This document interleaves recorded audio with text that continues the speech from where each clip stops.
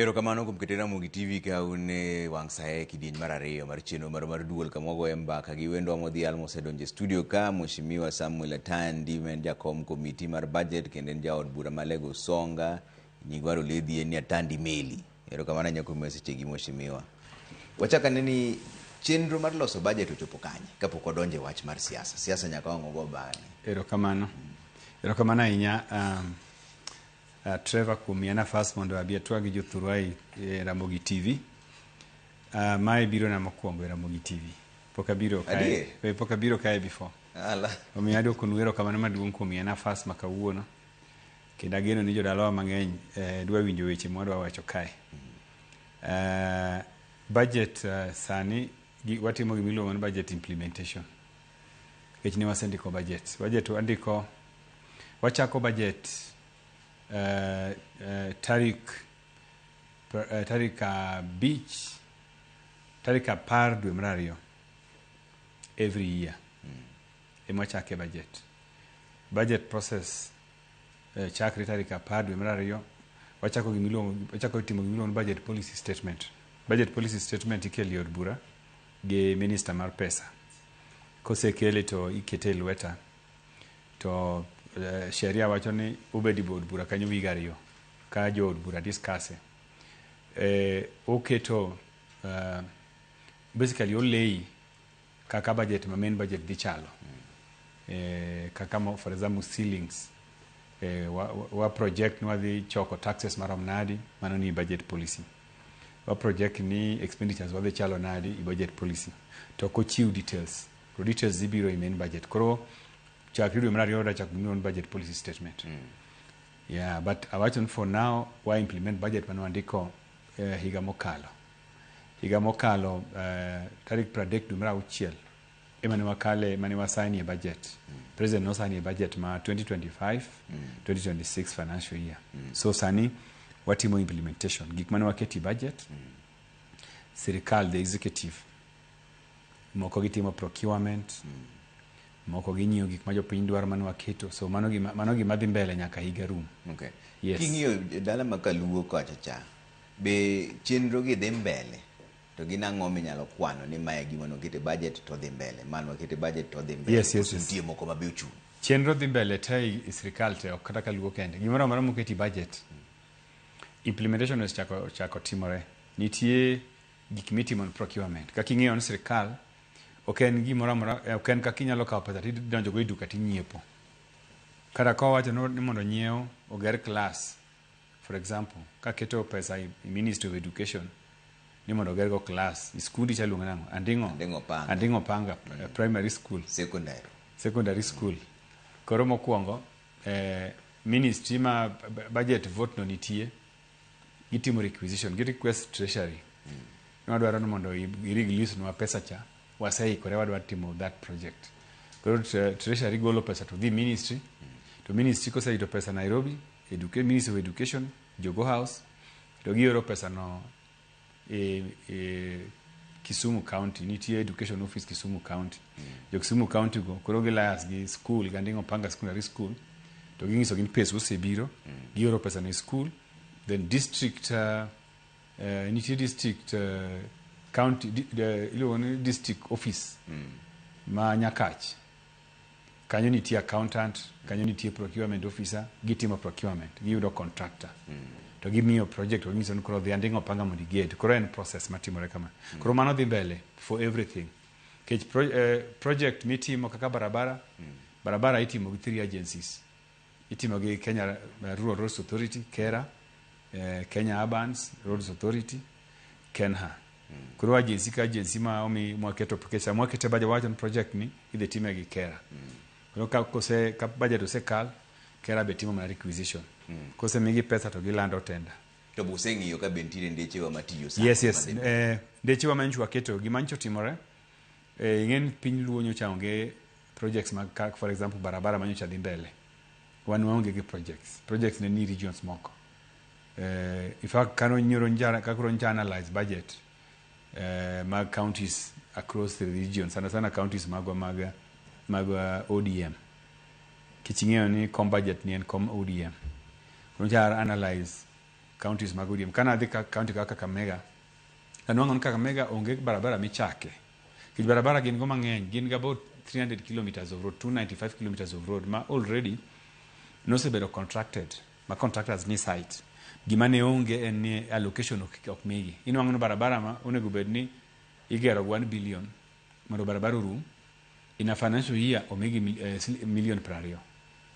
Million 20 ok nyaka timo kilomita 1 ma barabara. Kilomita 1 ma barabara itimo gi million 60 kata 50. Koro mondo itim kata barabara kilomita 5. Tien barabara nyaka iket 250 million. Sido no ket nigi 20 million. So barabara go stall. So koro for example kaka Kakamega onge barabara manyien mwachako. We just why announce mana locations barabara mo stall. Koro wan thurwa nyeche waonge barabara. Kide kata Siaya. Nyeche onge new road mabedo tarmac. Kisumu nyocha nitie tarmac roads mang'eny mancho stall. Homa Bay nyocha tarmac roads onge. Iyudo na achiel kende migero. Migori the same. Koro nwa bed piny bwa winjore gi mbadi. Ni nyaka watim gi affirmative action. Mondo catch up gi other counties. Moko nyaka waket barabara ilam thurwa kae mondo chakre.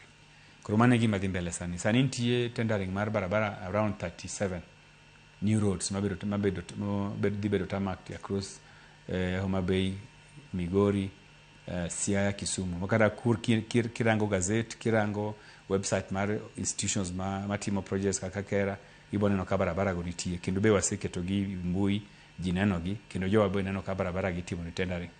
Tiende ni the next February kae, mid February kaka dhi rumo ka gigo sebedo awarded, iboneno ka president bro bedo modich ahinya thurwa. Obiro bedo koringo mondo commission gin en manyako commission barabara go. So to gima ber ni barabara go wakete pesa maber. Ok wakete 20 million kia 30 million. Ogero barabara onge barabara mwakete pesa malo million 300. Wadwaro ni barabara ko kontrara ko bi site ogero kilometers auchiel kata beach. Ni budget. By the time utiko kilometers a beach kata auchiel wasecha kwa mede next supplementary kata next budget. So that by the time wadhi yiero barabara wagi wadano mondo wasongesa gi very far. As an example. So one gi projects mang'eny ma watimo ma wancho keto pesa I budget. Kowuok I barabara the major one kech infrastructure ema nyicho afwenyo. Emomiyo thurwa othirno. Thurwa othirno kech barabara infrastructure onge. Then kendo achiel kuom gima emomiyo thurwa othirno en stima. Ing'eni Africa iluongo ni dark continent. Nikech wasunge kobiro Africa to kagi wuotho gotieno to gineno ka stima kamoro kacha matin kendo kona kacha onge stima kamano. Koro wadwaro mondo stima access to stima obed a big problem we lost access to stima. To one of the problems are your stima thurwa kucha. One of the transmission problem. Nikech lines mantie thurwa ng'eny ji osebudho ahinya servicing pok otim nigi maber. So ng'eyo ni waziri mar energy osebedo ka negotiate gi donors moko mondo obi owilnwa transmission lines mathurwa. Sani ka koth chwe Siaya to stima lal. Mano is a transmission problem. So wadwaro mondo transmission lines go lost gi manyien. So that one is ongoing. Ang'en nitie kaka negotiate gi India investment bank mondo bi otim project no. But in the meantime, one gi mwatimo sani en watimo last mile connectivity. Wadwaro ni miethwa uterie connections nyaka teri miethwa kuonde te. Kuonde ma considered remote wadwaro no ketie stima. Koro wasemiyo waziri pesa I budget mondo otimo go mano jothurwa. Mana achiel kuom gik mwatimo. Inyalo neno ni ki compare budget ma kapok wadonjo sirikal kod budget masani in stima ineno ka budget wa enhance. Kech wadatimo kech president nonyiso wani unjoluo usebedo chien kech sirikandi osebedo ka ignore. Koro wadwaro mondo nafas maumiuni utim keto gik moko mondo oring maber. So mano dhi mbele. Wan gi weche pi is a problem in many parts of Luo nikech weche bohol ok bohol kikunyo to daka matin ose dry. Sama lose kodinia kabiro kaya loso principal ma Mbaka Girls. Ungisa ni bohol mario dry kaka omi nyithindo pi onge. So we have those challenges. So wadwaro ni wadwa fund infrastructure. For example kaka Lego waketo 1 billion shillings. Mwadwaro mondo wagol go pi water bodies mantie. Wadwa golo pi le Kanyaboli to waluoke wachwa wa clean that water, then ipogen jopiny is easier than kunyo borehole. Okay. So mano, for example, the same water programs go one go Migori, one go Homa Bay, one go Kamara, nyaka Kisumu. Kisumu ngeni we have been the project man kanyo sebedo kadhi mbele for long. TM project mabedo funded gi donors moko, lakini GOK boketo pesa. Okay. Yeah. So what the other man, one gi stima, one gi pi, one gi barabara, one gi hospitals. For example, Kakasia, for example, ingeo ni nchwa mio Ministry of Defense pesa, i budget. Mondo gi improve nwago Sia referral hospital.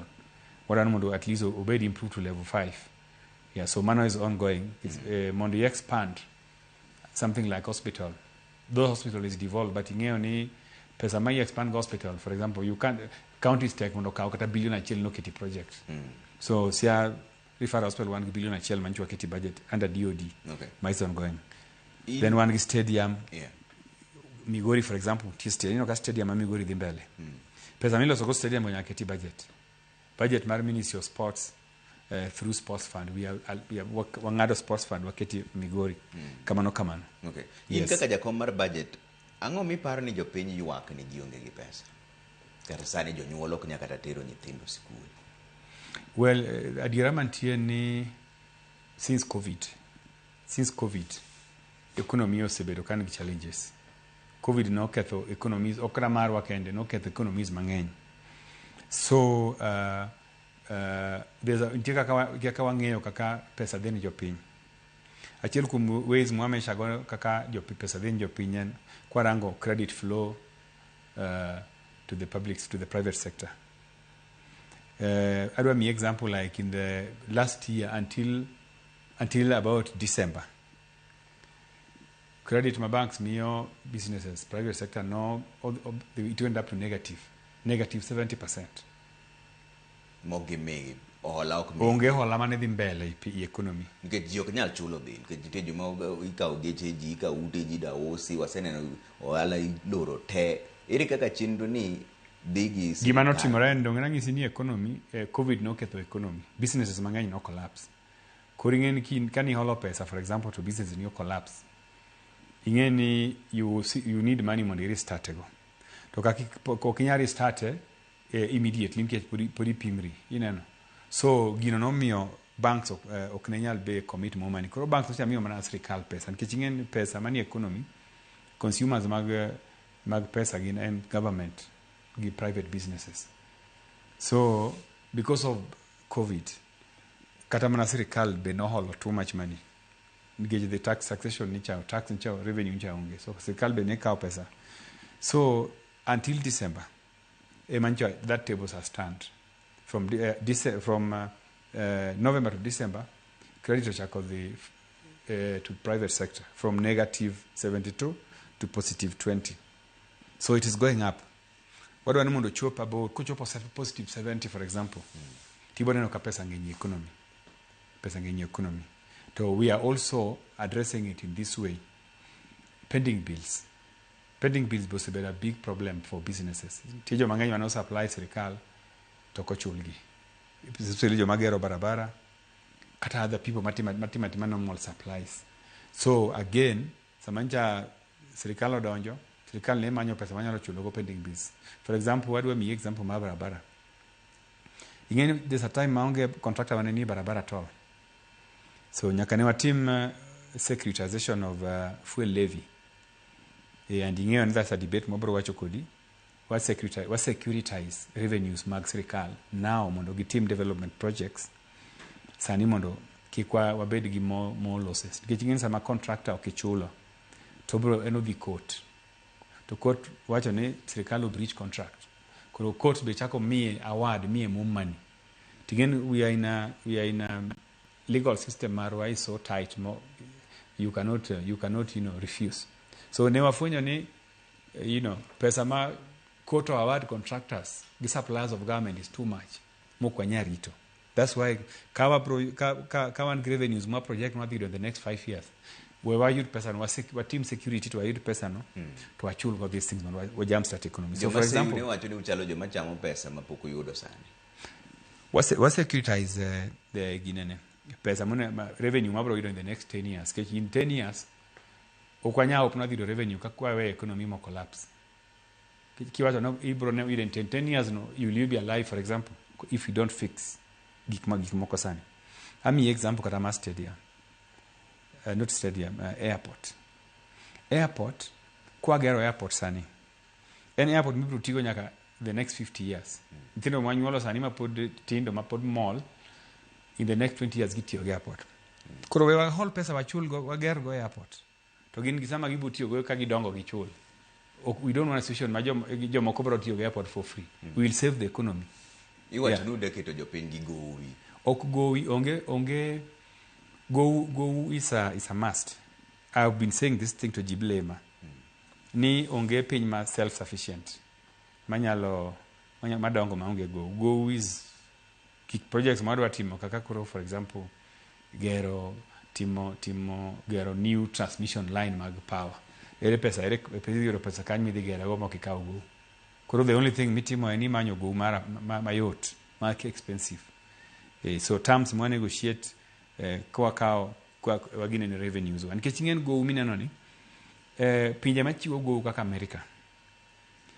World Bank in America. Joma fund World Bank. Mondo World Bank oyud pesa mabiro holo African countries in America. Pinje momeu kata pinje kabisa ni change their policy.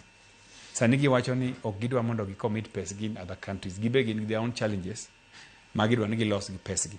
So again kata kirito pesa America you will not see it. Kech kidhi World Bank pesa magin go holo be rotin. Omiyo neno ka president wacho ni onyakwa devise our own ways more raise go our revenue and watimo go gikwa. One of them is keto security our revenues. Achiel kuom gi en kaka koro wauso parastatal shares in parastatals. One of the best ways of mwanyalo res go pesa immediately. Nikech parastatals gi jineno ngato nyalo complain ni Safaricom en giru ok wanyalo uso. To gikiani sama Safaricom sirkal nigi larger shareholding is also expensive for the government. Nikech sasa Safaricom dwaro kela new technology. They need pesa mondo fund go technology no mondo gimed miyo ji services. Shareholders emanyaka gol pesa. So we have to come back to treasury mondo fund gi mondo team gigo. So where will treasury get money? To why we are suffering. So that's why afadhali wa offload shareholding serikal to private people, so that the private people go gain pesa ginyalo fund go expansion Safaricom serve ji, to we make more money from it. Iwacho ni unu wegi be mucha kunyieo kembe mek sirikal muuso gi. Bebe ng'eny ji wacho ni jotelo ka utimo uso gini yo moko riere ok uyie mondo for example man midwa chiwo maybe inyalo wacho parasasol moro inyalo iparo ni dwa usto jo sirikal dwa nyiewo josewuoye mang'eny KPC josewuoye Safaricom KPC Kenya Pipeline idhi time Nairobi Stock Exchange. Idhi time is an open IPO is going to be ok dhi time kaka watimo Safaricom major shareholder in Vodacom more often mondo nyiew our shareholding 15%. So that's different because the amount of money we do raise and the time is going that method has been approved, and even the stockbrokers themselves are in agreement. That is one of the best ways more approachable that sale. To Kenya Pipeline the team in the public. Na mangi pesa kata kengi pesa idi nyeo. So if they will be under deals upon the Kenyans are able to see. Can't ngama ja serikal madwa ngadoria koma nyeo go that company behind everybody else. I think that is something that can be seen. Okay. Yeah. So achiel kum yore mwadhiries go pesa en mano en uso shares mag serikal in many organizations. To gino is good. In Safaricom, for example, ochopo kumochopo nikech serikal no uso shares mag Telcom to Vodacom, and it has worked in many other institutions. Places like Kengen, shareholding mas serikal team, Kengen is working, KPLC and all these things. So I think bureaucracy mas serikal is one of the ways one of the things I feel ni serikal onego kick on enterprises. Kata airports, ngisa city kisa piny own airport, maran airport. Dubai airport, bedo run gi private people. All these airports, so serikal ok nyal run airport. nikech bureaucracy mar sirkal. Ing'eni sirkal nigi procedures mag even kelo changes in the company. It's a long process. Ok inyal compete gi private sector people. Yeah? Private sector people gin ka gidwa timo gimoto, board members meet quickly, get decide, gitimo research, everything is done within a short time. One timelines muket because of bureaucracy of government. So government onego offload their interest in some strategic organizations, companies, so that they can make more sense to the people. Okay. To counties buro negi pesa. Njan ka gi governor wanga to kuna ni pesa limano or mogik nen kema dwe mara parga reyo, nen pesa mar dwe mara parga chia. Yeah, nitie mano bimiyo jo piny joka gima gionge gi pesa mfuko gi. But we are doing there's a big improvement. Nyaka njamba dibed minister. For the first time last year, counties go nonwango pesa gite in one financial year. Chon jo ginwango njo atimo gimlon carry over. Yani financial year rumo ka counties to pesa kipoko vitingeni sheria wachan pesa county mukete mwamiyogi, you cannot reduce it. Kara kwa timo supplementary budget. Kara, for example, last year, a county like Siaya, the budget ne wamiyogi 7.3 billion. Chik wachan kawa timo supplementary budget. Mwa fwenyo ni revenue manchwa project nwa dhi choko ok dhi romo to ok wanyal ng'ado pes counties, wanyalo mna ng'ado pes sirkal mamalo. So yudo ni revenue no kubiro maber kaka ni project, but nyaka waor nigi pesgi. So last year mbadi no pes gite by the time na close financial year, it was a big improvement. Sani kanjwa chako normally kwa chako financial year, there's always sluggish, some slowness in revenue collection. So between July and December, revenue collection was very slow, but it picked up in December actually. So those are temporary. In the end, they will get all their money. Yeah. To watch my MPs give watch my school, they make day schools. Check watch any day school again free. Yes. To pesa maji cholo and pesa mar chiemo. Yes. Yes. Gini ung'iye nang'o nkeche yuka nitiere yuarruok mang'eny. Yes. Wach mar day school, wach mar chiemo ne nitiere jomoko machule 1,000 tam, nitie jomoko machule 500 tam, nitie jomoko machule mana 13,500. Dore ka chulo pa utenge secondary school 13,500. Yes. Higa nikech nye kijana mana tero school kuro. Koro gima timre e skundegi. Mokwongo nyaka ing'e Trevor ni skundegi gin skunde mabedo owned community. Ka andingo panga secondary school as an example. Don't get school mar community. Don't get community have an interest. Kata board members ginjo community. Kori nuango for example ni in skundu no. Ithindo mo enroll ng'eny to jopuonj ma un go tin. You have nitie skunde man gi jopuonj 35. To jopuonj mo or kanyo gi TSC gin jopuonj 15. Mondo school oran nyaka undik jopuonj moko go board. Board ndiko jopuonj mang'eny. Tingeni the capitation okinya chulo go board. Koro yudo ni principals ng'ado rieko no okay. Pesa mwa charge mar chiemo ni part of it wachulo go jopuonj. And most of the time parents boyie. Nikech ing'eni school ok nyal bedo school ka onge jopuonj. Mane challenge mantie. Then so you find ni especially our region jopuonj pod a time jopuonj mang'eny pok ondik. Inya kata kanyo nyocha jiobiri officer inango ng'ato no otieko TTC 2010 to sani pok ondike. Mago higni adi? Itieko to gin pok ondiki. So wasebedo with those challenges. These challenges go are unique to Nyanza. Itieri regions ma jopuonj gin go. Yeah, nikech kata kanyo chindiko TSC nyocha ndiko ji tamu amokalo ma wani opposition cha. Kilando jopuonj to gin gitera jopuonj mang'eny kocha skundegi.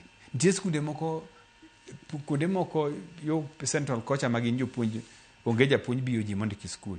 So it is possible ni inyalo subsidize school fees. To one adwa ni mondo jonyuol ong'e ni kaka lego for example pesa ma jonyuol chulo mar lunch no school feeding no be michulo go jopuonj mondo ki biyo ji. Yeah, so mano is one. The other problem is infrastructure. Ingeni skundegi ki skunde bage awacho ni no chagi community. Nitie skunde ma parents themselves invest in school. Gineno kata ka school nitie class maber moko noger gi community. Kaka Maranda, kidhi Maranda sani board members gise fundraise galumni gigero a dining hall mapan dhi cost about 100 million mano pes sirikal and pes community koro yudo ni infrastructure ni levels moko jomoko maber jomoko marach to ka pes sirikal kende mi rely on mondo get go school is not possible nikech pesa no cannot be enough kin gi sikunde for example 170 schools both primary and secondary nyisa ni sikunde go inyalo gero gi 50 million every year mimi ma CDF chiwo ni constituencies. You can't do that. Inyano wanka CDF and kata 130 to 50% and bursaries and all these things. Pesa modo on infrastructure is possibly 50 million. 50 million inyagera go class adi. So that's why there's always intervention mar community. Community bureau participate. Then also there is also direct injection ma serikal chiwo. Serikal be budget mamalo mar Ministry of Education in something below an infrastructure fund. Infrastructure fund ni minister gi PS giwinje to gichiwe kuonde ma gidwaro. So inyalo nwango ni kidhira in audit infrastructure fund ma for the last 10 years. Inyakri ividon kata Nyanza pesa mose biya is less than 50 million. The entire Nyanza for the last 10-20 years. To kusinge mano sani be wacho maber ni jopuonj moko ne biro iri mane TCTC 2010 nyaka sani mago higni 15. To ang'ane mono ng'iyo ni jopuonj ondik kocha nikech kiwacho ni central ginyalo timo fees bedo 500 gi 1000 nikech jopuonj ondiki un kanye ndalo mane ndiko jopuonj ang'a mono ng'iyo ni jopuonj mobiro Nyanza kata ing'eyo bende ondiki ing'eyo ni the only time I know is the only time masani wa intervene iwach mandiko jopuonj en sani nikech sani wan gi voice sirikal sani to wa intervene mano to dier king'ato wuondi kata one of the things when wangiso president kan wadhi handshake kan chwa dhi bro besen ni areas mwase chandra yenye wach ma jopuonj and every MP will tell you ni numbers mag jopuonj ma sani ndiko luo Nyanza osedhi malo. That one I can tell you is a fact. Ndiye jopuonj ma mioro na forms mioro Nyanza mindiko jopuonj odhi malo nikech ni wa intervene gi president. Yeah, but those days oknonyal intervene nikech sirikal ni kiawa. Sirikal nuko ng'ewa. So sama gitimo gi waonge. Sani for example donge cabinet tie jowa. So it is very easy mondo wa influence gik moko. So bedo one of the things mabase bedo kawacho ni ng'eyo ni bedo opposition kata goro go sirikal there must be a reason. To nyocha wan ga very good reason ma goro go sirikal. Nikech nyocha wan gi wuodwa manyocha be dwaro kao president and wuodwa no chen wuoyi malich manyocha piny winjo. En wuoyi manyocha nigi support base across the country ma there was no doubt ne no nyalo kao koma president mobed president. So joluo were justified mondo wabed gi Raila. Yeah, okanyal blame joluo for bedo gi Raila. Yeah, we were naked Raila and ngama en president himself. Yeah, so that time and you know it was very long. Ketinga Raila ngeno omanyo president for long. So we didn't get catch we knew nkara ilodonjo to gwadhi loso gikwa. So sani tingeni ere anja penjo kata ni ere reason momiyo onego bed ni nafasi ma wan go sirikal ma loso gikwa ni waweyo nikech reason ere nikech ano kane ng'ama nigi teko mani level mar Raila manyalo wacho na an kora wakaka Raila anyalo yudo kura konyaura dia yomb Ruto waonge ng'ata Raila. So I'm just telling you gimomiyo ne wani opposition but it was justified. Yeah. To infrastructure fund mi wacho no sani koro ung'iyo kako biro kalu. Of course sani donge pokani chairman ma budget. So bango no nango kanyo. Koro infrastructure fund mar education Ministry of Education ipoge kata sani kidhi counties watimo gimiluongo budget committee watimo ga gimiluongo public participation. Watimo ga every county every financial year watimo in 20 counties every year. So kwa dhi Homa Bay to wangiso jo wapenjo jo Homa Bay nango mudwaro. Most of the time wayudo ka jogo dwaro education gidwaro class mang'eny. So we always leave that infrastructure funding for team go projects. So other than projects my itimo gi MPs gi CDF to other projects itimo go ministry ma pesa mo allocate in Nairobi. So we are now we have access in ketch one gi mandate. Wane mwandiko budget. So kwa nyali ndiko budget to wawe pesa no the elsewhere. So luo Nyanza ni kwa Lagos ani and gi pesa no mancha keto ni joga. Ntie pesa mancho the game, ntie pesa mancho the kamera mora across Nyanza. Nyakachi ni keto nadi. Nyakachi okay aunge gi schools waketo pesa schools. Ntie schools ma wan gi nyinge gi ma jo ikelo na budget takete pesa. Yes. Makisumu ni Kisumu nitie schools nitie Kisumu nitie Homa Bay kamano kamano. Ng'e nane ni mar Nyakache na di monde ka wago mbaka. To pod ok in MP. Idwaro mana ng'ini nadi to. Ok mtetezi ma jo Nyakache. Ok MP sitting MP mong'eyo. MP obro bire bang'e. Koro kisebedo MP to koro wabo timo giko nikech anti ng'ena duogi od bura. Ok an jalego pod koda confidence adhi duogo. Koro kisebiro ni to koro adhi keti line. Koro ang'isi ni koro wawuoth kama kech koro aseng'e corridors mag sirkal. Yes. Wadonjo ne weche mag siasa ni koro. Yes. ODM ni obarore. I don't think no barre. Obarre nati. Die jok ma wacho dhok mopogore i ODM ka.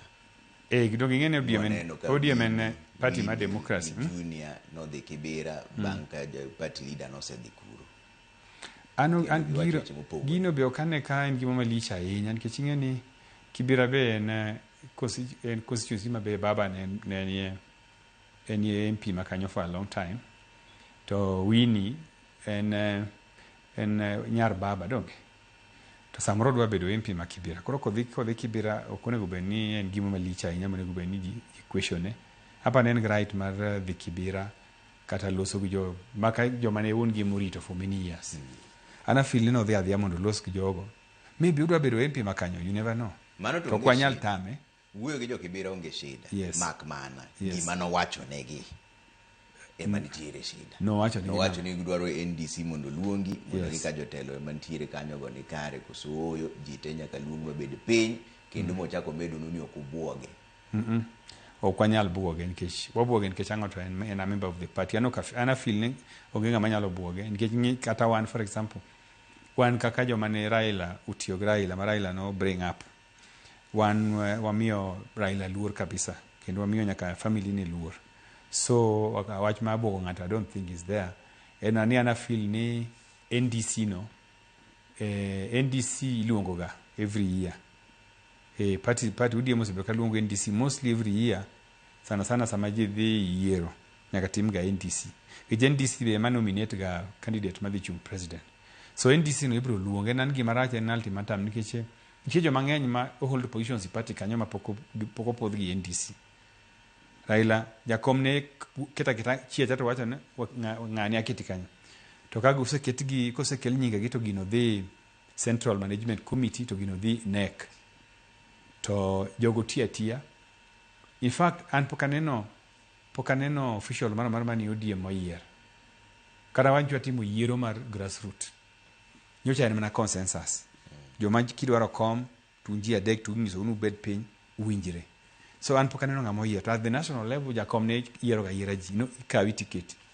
Koseketi titeri Central Management Committee sekali to manyo chwa sekalo nchwa kalo joka NEC Central Management Committee nyaka National Governing Council. So joma wacho ni joma ni office nyaka teri kuondego mano to en miriambo. Nikech ODM culture mar ODM okeniji. The day manu ODM temo yiero. To unyalo paro Kasarani. To nwatemo nwadhi yiero. Igegi manotimre. Omiyo anaparo ng'ama dwa ketho ODM en ng'ama demand ni mondo ji odhi tim gik moko ailago. Nikech clearly gino ok nyal timre. ODM pok yiero pok otimre ga ji kawo ga ticket. Korana feel ni kola ila no is unnecessary. Nikech ing'eni seche mowuoyo oluongo nying jotelo moko tok ji te. Owacho ni wantiere ka Babu Owino omosou, Sifuna bendo omosou, ok owacho na Atandi omosou. Anaparo no apan kanyo to imosan nikech ng'ano kan official mar I'm not elected leader in Nairobi. To ok nikech nitiere pogruok. Nitiere team mar joma no wacho no mosinego gin leaders mar Nairobi ka. Donge Sifuna en senator mar team mar Ojendi machalo ka gima mage jomo yie gode to nikech mokwongo Sifuna mimoso ni nowacho maber ni no yie kodwe weche duto te lakini wach mar sero ker to ok oyie. Okay. To unu wacho ni udwa sero. To mano right mare. Pogruok. Ananeno mano right mare. Nikech ing'eni en reasons mage. Maybe okone ber siro ker kaka Sifuna. To party members mang'eny ka wandu aneno ber siro ker en gima ber. Koro en kokone to en ng'eno bowe watu wadhi ir ker no odhi woko. Koro ka Sifuna wuok i party mano ok nyiso ni party gore piny en ng'ato achiel. Kowuok kaka to jomodong dhi mbele. Babu Owino. Babu Owino donge ja ODM man pok ewinjo kwacho ndwa ok ODM. ma un ka kungeni onge muchni mora mora ingen ngama doge babu wino kata Samwel Oseni odwano mondo bet party leader mar ODM tiene nja ODM kose to ka jibro dhi NDC mo otemo bet mo koyudo kore kabro ngeo no kenja ODM but now anapane nja ODM who is just trying to express his interest in a position in the ODM but gima insist ni kata mana babu wino kowuok ODM kata Sifuna okapar no ODM nyalo kethore ni ngata chielo wuok no to koro king'iyo gini busebedo piny kaka chama mondo mugo mbaka ni to ang'o ma kelo pogruok to yo mane ma ji dhi luwo nikech nitiere chama kidieny mawacho ni sani koro wadhi bedo piny wawuoyo gi UDA to nitiere chama mawacho ni kata mana wuoyo gi UDA no pok ji owinjore mondo wuoyo gi UDA jiwinjore kan miyeuru jopiny bende thuolo mondo wachnu gima gidwaro gin kaka jopiny mokwongo busebedo piny mondo chama ni mae ingeni party an ok an official mar ODM an ingeni ni organ mabetie ODM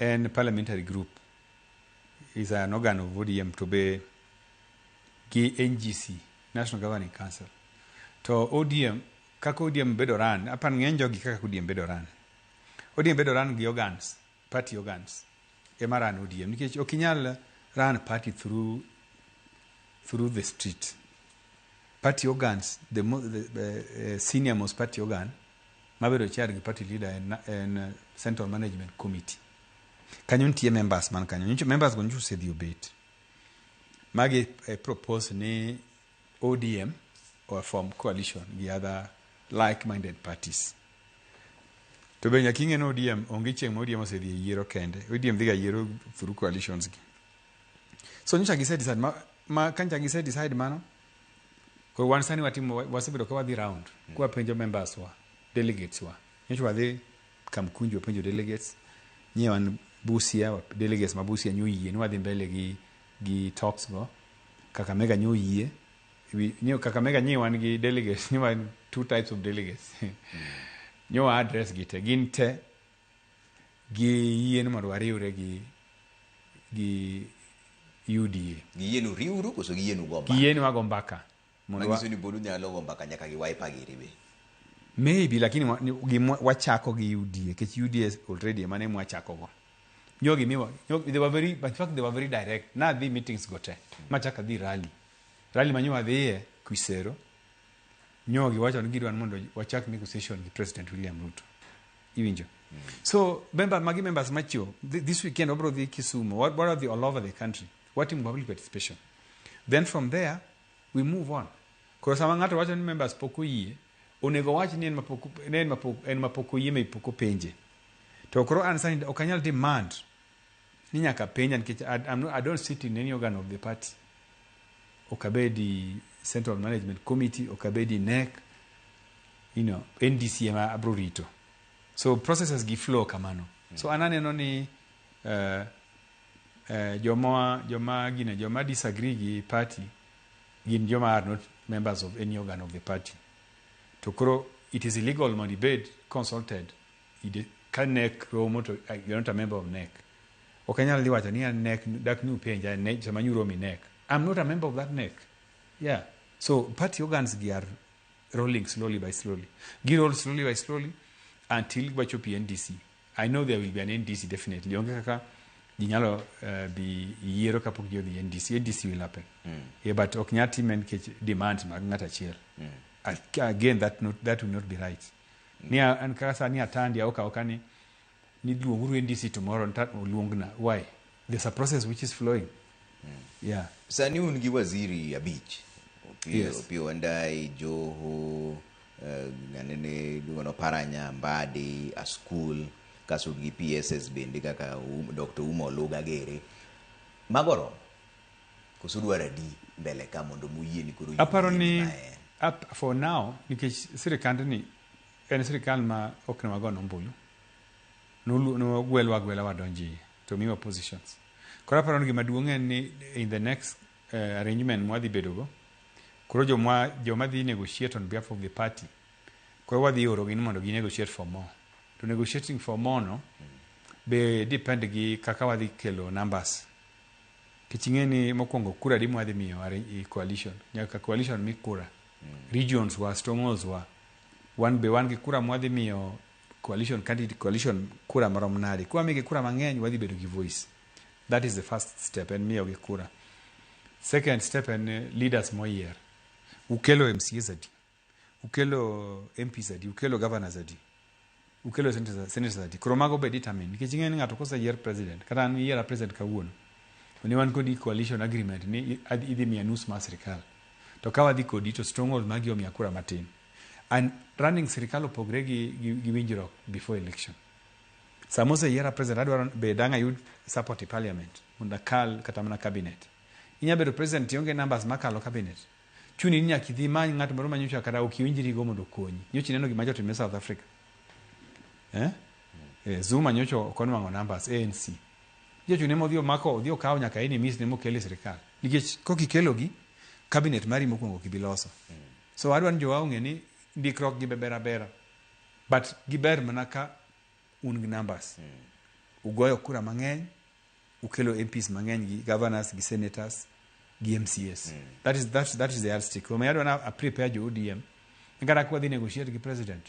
Nyaka wang'e ni we can write so many things in paper. But ka coalition mwaloso kode ok nyalo yudo numbers manyalo run sirikal. You cannot force that president mondo miu gik manondikre. Nyaka odhi omany jomoko be mancha enemies ne mondo okel mondo olos sirikal. Magi mondiko ni nitiere winjruok moro ni adhi kelo kura maka kura ok obiro to winjruok. Akiaka kidhi ndike nikech I'm not there, but an mane kaka ng'i politics now. Nikech ing'eni ndikruok ma ji dwaro ne awinjo ka jomoko wacho ni gini onge ndi nyaka wandikre uru ma ng'ato ok nyal goli. Ok nyal ma ng'ato ok nyal golo riembo minister. Nyal lokore. Ana paro ni lokruok to ok wanya prevent. Kinso iliko kwa kelo numbers. Omi wadwaro mondo jothuru ka ombulu. Nyo sani watimo campaign mar ID. Nya neno alego songa nyaka jodongo. Wasebedo ka wadhi jodongo kawuono mama ma 74 years. Kaune kimiye kipande. So wan gi joma ng'eny al koro ji okaw kipande, ji okaw kura. Mondo wadho bed gi voice. And this is very important. Nikech ing'eni jakom manyocha defend wabesa ni onge. So nyaka wa defend ourselves. Omiyo jodala wa mawinja kin kamoro ti sepuchopo gine parga boro ionge kura, ionge kipande, kaw kipande. Sani kawe mana for free. Mondo wabwa mi joma badhi negotiate chich mayot. Ineno kata mana Western. Ndiki mang'eny manegi ndikre gi President Ruto. Ka President Ruto dhi migi kia kilometers adi of road. To dongine no ka ODM Raila no sweep Western. Majo koko deliver numbers. It has been so difficult mondo giyud gik manegi ndikre. So difficult. To jo Mount Kenya, awinjo ka jowa wacho niya, ni joluo pako sirikal to ministers magin go tin. Ni jo Mount Kenya pod ministers mang'eny. Mokwongo Mount Kenya no oyiero bwana ni donge. Ti bunge kacha mwabiti chengen bunge kacha jo Mount Kenya MPs ng'eny molowa. Sami ng'iso ga president mondo oriemb minister ma Mount Kenya mondo ket jaluo. Nyaki ng'ise nyaki ng'en numbers mondo gino kali bunge nyaka jo Mount Kenya MPs nyaka miye support. So to jogo ok nyal yie ni ogol ng'at yuket jaluo to kura be nyaka gigon ng'ano. So gima sustain jo Mount Kenya mani sirikal en parliamentary strength. Ng'eny joka no impeach Gachagua to MPs ka prodong gin loyal to president. Sani ka president sani wa process wach Safaricom IPO. Ka gino biri bunge jok MPs ka brogon gino kura. They will support it. O gibi pingo president. President nyaka gino nyaka kale ka president nyalo ringo. Wadwa timo IPO, wadwa kalo bills moko, wadwa kalo budget matimo ni. Dong nyaka yud support mar MPs stay parliament. Nyaka yud support mar Mount Kenya MPs. So samise dhi riembo ng'at gi budget ok nyaka kalo. Omiyo president ok nyaka keto president mondo riemb joka mondo ketu sani. But we have a chance in 2027 to correct it. By first of all ensure kaka for example ODM strongholds. Luo Nyanza MPs te gin ODM. Mombasa County MPs te ODM. Kilifi MPs te ODM. Tana River MPs te ODM. Taita Taveta MPs mago strongholds mago ODM. Kwale. Wadhi Kakamega wayudo MPs te. Wadhi Vihiga wanwango te. Wadhi Busia wanwango te. Wadhi Turkana wanwango MPs te. Wadhi Masai wanwango. Then kuwadhi kacha. Wadhi chopo MPs 100. Ka as ODM. Kuro president brought okay, wandikre nu wamiu ungi numbers. So money this is a lot of work. Okay. Okay na ni wandikre. Ndikruok no is useless ka ungi numbers. Okay. Yeah. Siaya koni bendu waseno kitungni kabisa.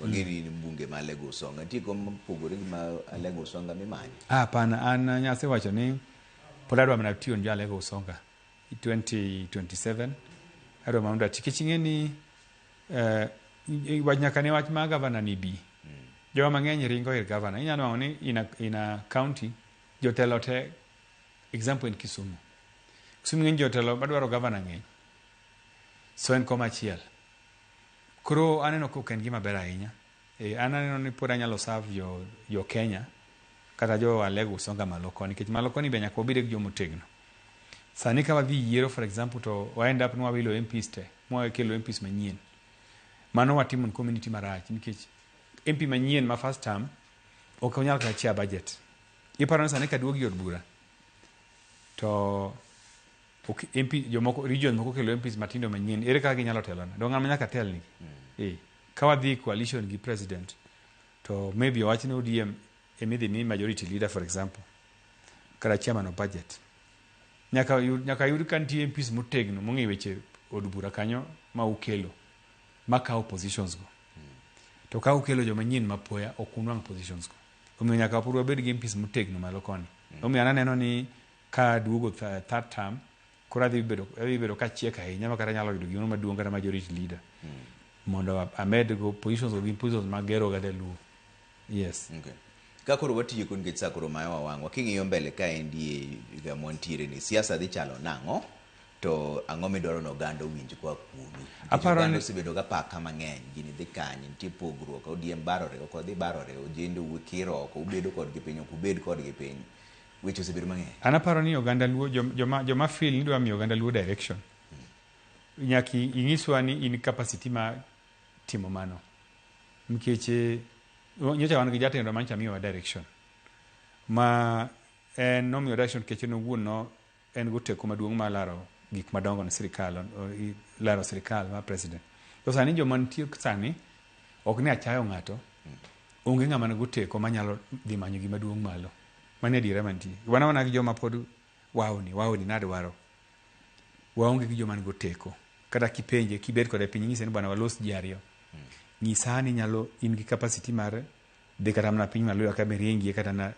2 weeks kaka Raila ne ringo Raila ne chako ng'wech Busia Kakamega Vihiga Trans Nzoia Bungoma to gin 2 weeks odaka daka kono en gi machinery ten gi network moringo mo campaign onge ng'ama nyalo timo mano sani be ng'ama nyalo chung president onge thurwa ka in short so kik ng'ato keep joluo busy kiana dwa tero joluo kure onge kuma ng'ato nyalo tero joluo be moyo Raila ncha riek moyo noneno ka samoro nong'iyo nonyalo dhi to wacho ni kik adhi kawe jowa marach omiyo nowewa ir sirikal ir president Ruto. Okay.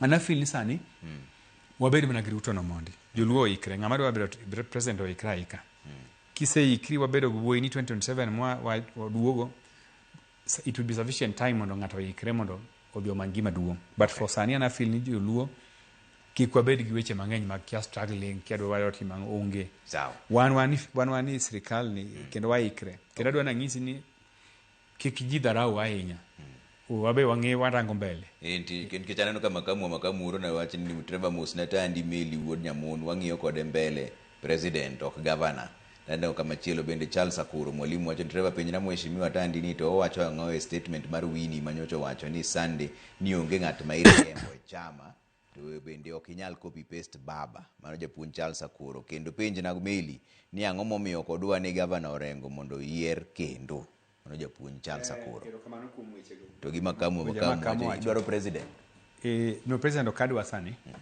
but wani siasa gima duong' ang'o nyamona manyo president mbele kono kase ikra gin dwaro mondo ikri anyalo ikra ma chung president kasa oromo but gima dwana wach mar wach Winnie wach wariembo ana paro ng'ama riembi party to onge nikech riembo ng'ati party ji ok riemb ga party ji woga mni party kendgi joma ng'e mose wuok party nitie ababu no wuok kende ang'e nitie joma dhi wuok joma osewacho ni gino ginya tiyo William Ruto ka maka nyaka kruo gech ka kruo party decide ma tiyo Ruto to ino kidwa ok iwuok mana kendi ng'ama riembi onge ana paro ni ji bro wuok ok party kendgi ng'ama bo riembo gi to ngech ng'ama nyalo wacho ni dwa riembo ng'ati party so Winnie is right but ang'e ni jomoko bro wuok kineno ka party koro dhi karuto ok serve your interest donge bro chuni mudi go ke gima ditim party is so big makata in ma SG in gima ditim party no onge ka party ose decide ndi kama the party will just do that then governor openja wach Orengo waonge gima onge anything personal man go kode en mana ni samoro wa disagree i direction kaka wach ma direction more go community law and odwa no tero opposite for his own selfish reasons koro kanye market record to ni kod wach ma service mare berach koro kanyo be nja wacho na yo thurwa with ana withdraw support maro kabigone kura so there's nothing personal. Ero kama na mheshimiwa Mheshimiwa Samwel Atandi jakom committee budget kendo jaod bura malego usonga kungo kodwa mbaka Ramogi TV ka chenro mar duol mane kama we chenro mar duol kama na nya we kanyan kaka pile ninga Trevor Ombija jandingo panga nyakati tendo no pija taya nyakwar guok ocha pesa wale te bangi